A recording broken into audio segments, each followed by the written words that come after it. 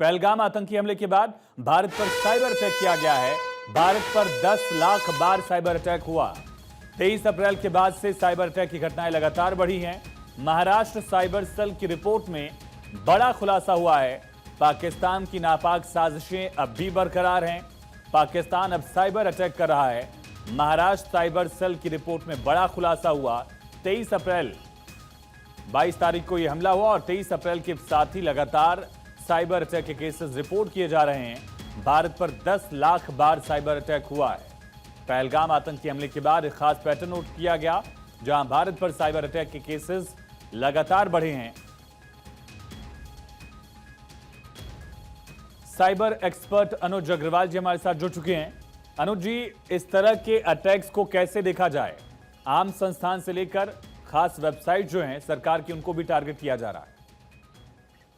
देखिए, ये जो हमला पहलगाम में हुआ उसके बाद साइबर हमले लगातार भारत की वेबसाइट्स पर हो रहे हैं, सरकारी वेबसाइट्स पर हो रहे हैं, नेटवर्क पर हो रहे हैं और इसके कई तरीके होते हैं, जिसमें डीडॉस सबसे नॉर्मल है ऐसे अटैकर्स के लिए। डिस्ट्रीब्यूटेड डिनायल ऑफ सर्विस, जिससे कि जो आम आदमी है वो इन सुविधाओं का इस्तेमाल ना कर पाए, ये जो नेटवर्क हैं वो क्रैश हों, ऐसी मंशा ऐसे साइबर क्रिमिनल्स की रहती है। तो इससे एक बात तो साफ जाहिर होती है कि पूरा ये जो हमला हुआ है, जिसमें कि हमारे बहुत सारे लोग मारे गए हैं, उसके बाद पाकिस्तान लगातार और तरीके से भारत को नुकसान पहुंचाने की कोशिश कर रहा है। तो ये एक बहुत बड़ी साजिश का हिस्सा कहा जाए। भारत इसे कैसे काउंटर कर सकता है, कैसे काउंटर कर रहा है? देखिए, भारत पहले से ही इस तरह की चीजों को काफी समय से देखता आ रहा है और उसके लिए जो वेबसाइट्स हैं या जो और हमारे नेटवर्क हैं, बैंकिंग नेटवर्क हैं, वो उसके लिए तैयार हैं। और आरबीआई ने भी इसके लिए खास गाइडलाइंस पहले से जारी की हुई हैं, कई साल पहले से। तो उन सब पर काम हो रहा है और इसके अलावा भारत में स्पेशलाइज्ड एजेंसीज हैं जो टेक्निकल तौर पे ऐसी चीजों को देखती हैं और इनके होने से पहले ही उसको रोकने या उनको काउंटर करने की जो स्ट्रेटजी है वो लागू है।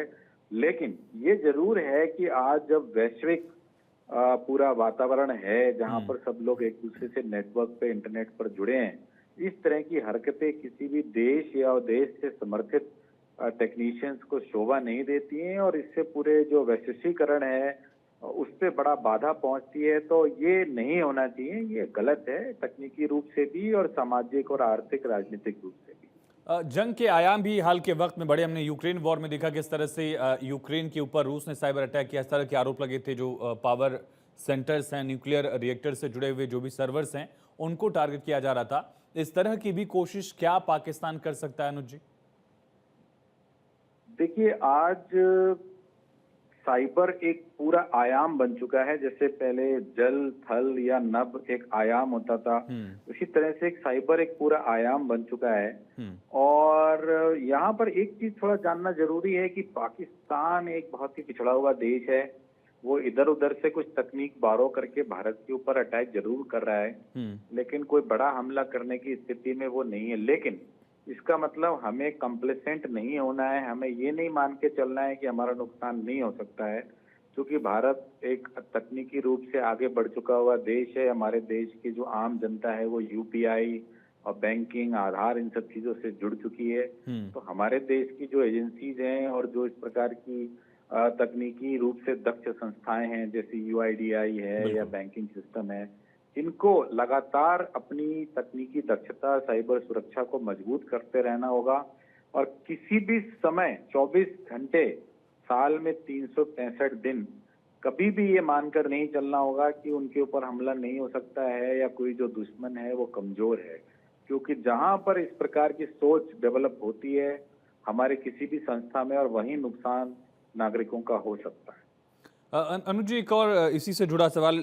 जैसा आपने कहा कि पाकिस्तान की इतनी हैसियत नहीं है कि वो लार्जर स्केल पर इसको कर सके, लेकिन चाइना भी मदद कर सकता है और चाइना पाकिस्तान से कहीं ज़्यादा सक्षम है साइबर अटैक के केसेस के मामले में या टेक्नोलॉजिकल एडवांसमेंट के मामले में।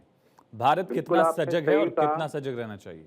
बिल्कुल आपने सही कहा। और उनकी तरफ से जो स्पॉन्सर्ड स्टेट एक्टर्स हैं, वो समय समय पर अपना टेस्ट भारत पर करते रहे हैं और कुछ कुछ नुकसान भी उन्होंने पहुंचाया है। तो इसमें कोई शक नहीं है कि उनकी जो तकनीकी दक्षता है वो कहीं अच्छी डेवलप्ड है। और लेकिन देखना ये होगा कि क्या ऐसे देश चीन ऐसे समय में पाकिस्तान को इस तरह की कोई सुविधा देगा, क्योंकि भारत और पूरा विश्व इसको देख रहा है और विश्व के किसी भी देश ने पाकिस्तान का इस प्रकार की हरकत पर समर्थन नहीं किया है। तो चीन भी कहीं ना कहीं इसको देखते हुए शायद पाकिस्तान को अपनी सुविधाएं नहीं देगा। एक दूसरी चीज और भी हो सकती है कि पाकिस्तान का कुछ ऐसा इतिहास रहा है कि वो तकनीकी चोरी कर लेते हैं। बिल्कुल। तो शायद चीन अगर उनको कोई तकनीक दे और वो उसका इस्तेमाल फिलहाल भारत के नाम पर ले लें और करें और बाद में वो उसको फिर गलत तरीके से इस्तेमाल करके उल्टे उसी देश को ब्लैकमेल करने लगे, जैसा कि उनका इतिहास है। तो मुझे लगता है चीन इन सब बातों को ध्यान में रखते हुए शायद ऐसा काम नहीं करेगा। बट हाँ, भारत को बिल्कुल सावधान रहना है और अपने स्तर को पाकिस्तान से नहीं, चीन और दूसरे देशों से आंकना है और उसके मुकाबले की तैयारी करनी पड़ेगी। एक खास पैटर्न भी देखा गया अनुज जी। एक आखिरी सवाल आपसे, कुछ ऐसे लोगों को टारगेट किया गया जो प्रत्यक्ष या अप्रत्यक्ष तौर पर सेना से जुड़े हैं। किसी के परिवार का अगर कोई मिलिट्री में, उनके परिवार को आईएसआई के मेंबर्स कॉल कर रहे हैं, उनसे जानकारी इकट्ठा करने की कोशिश कर रहे हैं, उनको अभ्रम में रख के। ऐसी सजगता क्या हो सकती है? एक आम हिंदुस्तानी क्या अवेयरनेस दिखाए ऐसी सिचुएशंस में? देखिए, ये हनी ट्रैपिंग का काम और इस तरह की जो शोल्डर सर्फिंग जिसको हम लोग कहते हैं, ये पाकिस्तान वाले जो एजेंसीज हैं बहुत लंबे समय से करते रहे हैं और उसमें वो महिलाओं का भी गलत इस्तेमाल लगातार करते रहे हैं। तो जो भी लोग किसी भी प्रकार के सुरक्षा तंत्र से जुड़े हैं, खास तौर पे भारत की सेना या सरकार के ऐसे संस्थानों से जुड़े हैं जहां सुरक्षा से संबंधित जानकारियां हैं, वो निश्चित रूप से ऐसे किसी भी कॉल को अटेंड ना करें जो अनजान नंबरों से आ रही है। वीडियो कॉल बिल्कुल ना अटेंड करें व्हाट्सएप पर, क्योंकि उससे हनी ट्रैपिंग हो सकती है, कोई सेक्सुअली ओरिएंटेड उनकी वीडियो बनाई जा सकती है।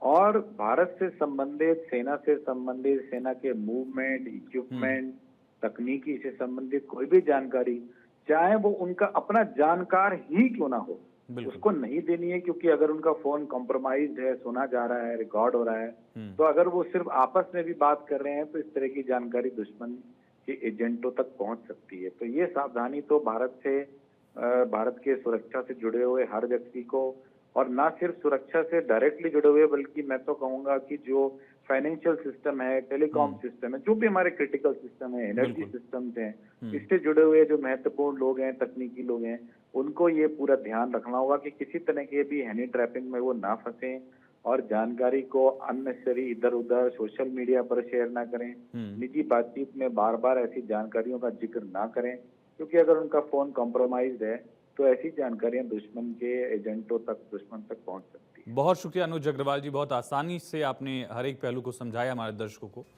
तो आपने सुना, साइबर एक्सपर्ट ने बताया कि एक आम हिंदुस्तानी होने के नाते हमें क्या करना है, क्या नहीं करना है, ये भी आपने समझा। और साइबर अटैक्स को लेकर पाकिस्तान एक बार फिर से नापाक हरकतें कर जरूर रहा है, लेकिन उसमें वो कामयाब नहीं हो पाएगा। महाराष्ट्र साइबर सेल की रिपोर्ट में बड़ा खुलासा हुआ, जिसके मुताबिक 10 लाख से ज्यादा साइबर अटैक्स पिछले 8-9 दिनों में हुए हैं पाकिस्तान की तरफ से।